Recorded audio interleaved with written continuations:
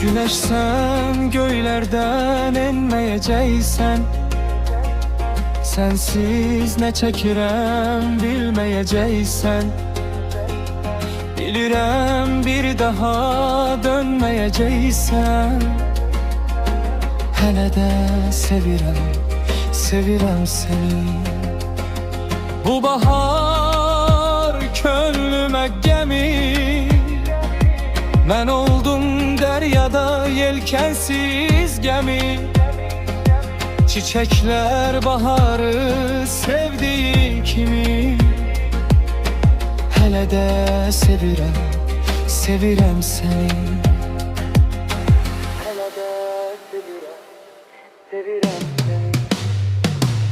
Gidişin ne yaman ağırmış ağır, kulağıma sestir adımı çağır.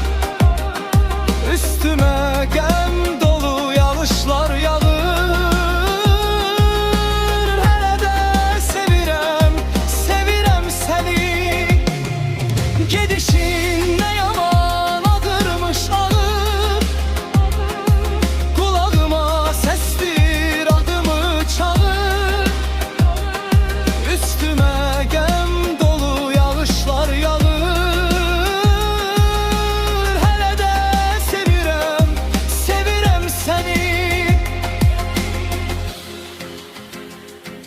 Gözlerim yoldadır, kulağım seste.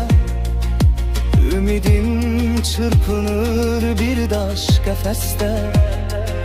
Baş koyup hasretin kolları üstte. Hele de sevirem, sevirem seni.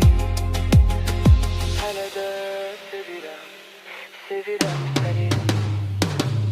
Gidişin ne yaman ağırmış ağır, kulağıma sestir adımı çağır.